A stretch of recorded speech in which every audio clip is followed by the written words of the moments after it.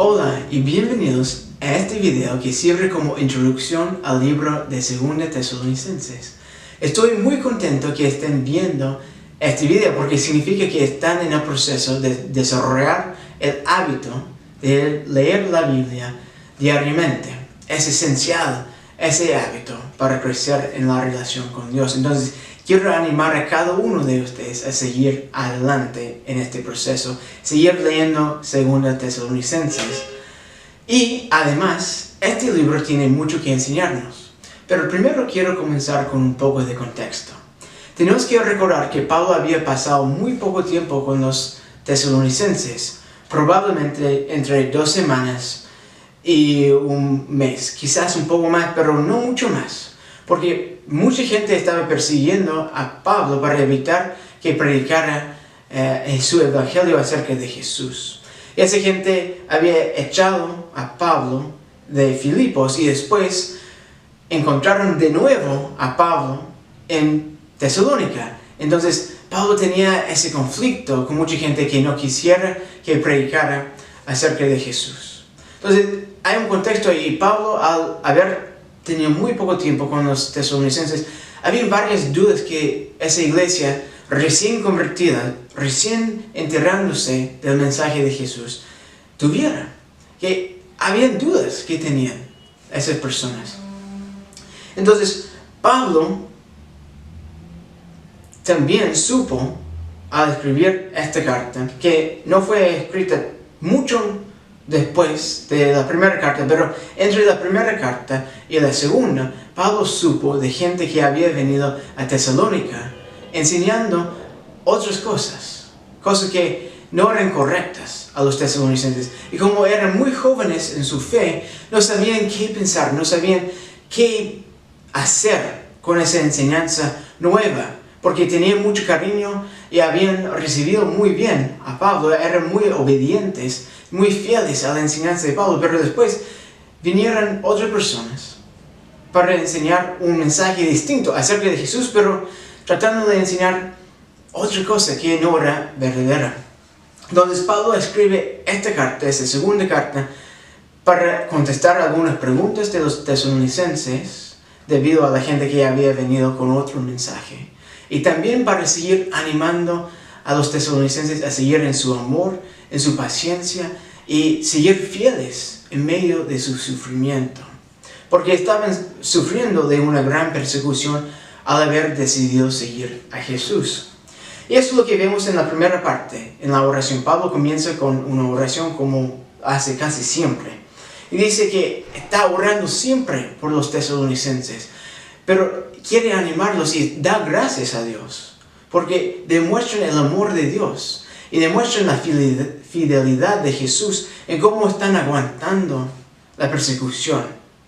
Entonces, en medio del sufrimiento, Pablo está diciendo a los tesalonicenses, están haciéndolo bien, siguen adelante. Porque ustedes están demostrando el amor de Dios, están demostrando la fe de Dios, la fidelidad de Dios. Entonces hay que seguir aguantando este sufrimiento. Y después empieza a hablar del día del Señor, o sea, el día en que Jesús iba a regresar.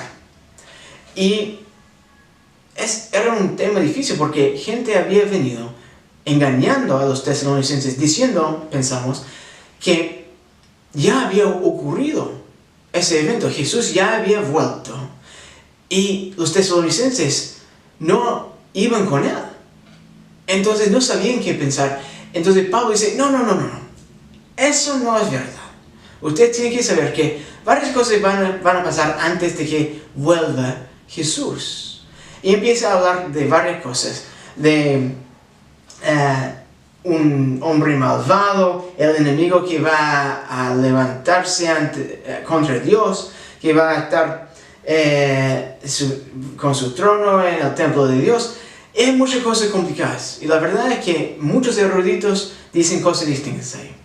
Pero el tema no es comprender precisamente lo que está pasando. Hay buenas respuestas y si les interesa saber más, pueden comunicarse conmigo. Por supuesto, les voy a ofrecer algunas teorías. Pero la idea es que habrá sufrimiento porque hay una lucha entre Dios y las fuerzas de de maldad entre Dios y Satanás. Y eso viene con mucho miedo, por supuesto, para los cristianos, pensando que hay fuerzas que van en contra de nosotros porque somos el pueblo de Dios. Hay fuerzas que van en contra de Dios. Y Pablo está hablando de cosas que van a pasar. Pero al final, lo que Pablo dice a esa iglesia, a los cristianos que estaban sufriendo, es: hay que mantenerse firmes, porque Dios es 100% confiable. Dios va a rescatar a su gente. Dios va a salir victorioso. Va a vencer a todo el mal, porque Pablo empieza a describir un conflicto enorme. Y está preparándonos para un conflicto que va a pasar entre Dios y las fuerzas malignas de Satanás.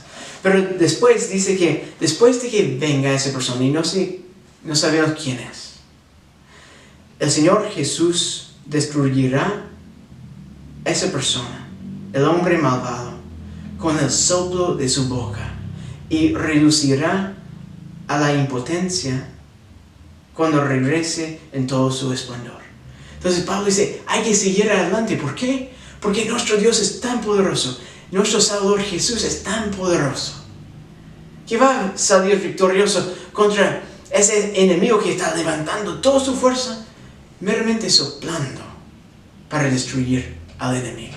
Entonces Pablo dice: no se preocupen, podemos confiar que el día del Señor, el día del regreso de Jesús, será un día de alegría para nosotros, será un día de victoria. Entonces podemos confiar en eso. No hay que tener miedo, pero hay que seguir aguantando el sufrimiento, la persecución, mientras que esperemos el regreso de Jesús. Y después Pablo, en el versículo 14, está tratando de animar a la iglesia. Y quiero recordarles que el llamado de Dios, por medio del Evangelio que habían recibido, es para que lleguen a tener parte en la gloria de nuestro Señor Jesucristo, y para que sea parte del pueblo santo. Entonces, el tema de santidad y el tema de la gloria de Dios, en que vamos a participar, en la santidad de Dios y la gloria de Dios, son temas súper importantes en este libro. Y Pablo quiere recordar a los tesalonicenses de su identidad, que son santos en Dios, y van a compartir, ya comparten, y ya en el futuro también van a compartir en la gloria de Dios a través de Jesús, lo que Jesús había hecho por ellos. Entonces, Pablo termina con un montón de instrucciones, pero se pueden resumir así, que hay que seguir firmes, les dice. No se olviden de las tradiciones que les enseñamos.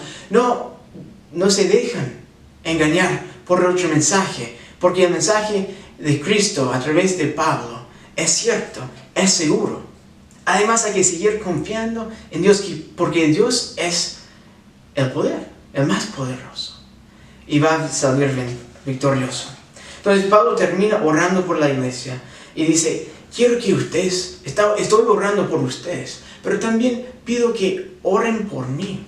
Oren por la expansión del Evangelio. Oren por nuestra seguridad ante nuestros enemigos. Y oren para que crezcan en amor, para que puedan ser fieles y puedan aguantar fielmente el sufrimiento que están viviendo en este momento. Y al final, parece que hay una situación en que los tesalonicenses pensaron que Jesús iba a volver tan rápido que algunos dejaron de trabajar. Pablo dice: así no funciona. Ustedes tienen que seguir nuestro ejemplo. Hay que seguir trabajando para ser una persona aportando a la comunidad, haciendo lo que corresponde. Hay que seguir trabajando mientras que esperemos la gloriosa venida de Jesús. Entonces, Pablo resume todo eso: el amor, el llamado a la fidelidad, el llamado a perseverar en medio del sufrimiento. Y al final dice un par de veces: no cansen de hacer lo que es bueno. Siempre hay que dedicarse a decir y hacer lo que es bueno. Y para mí hay varias aplicaciones de este libro. Quiero que estén pensando en tus propias aplicaciones. Pero veo que acá vemos que primero podemos confiar en el poder de Dios. Y saber que con Dios, siendo su pueblo santo, vamos a salir victoriosos, porque Dios va a vencer a todos sus enemigos. al final. Tenemos esa confianza. Segundo, hay que seguir fielmente las instrucciones de Dios y seguir creciendo en amor.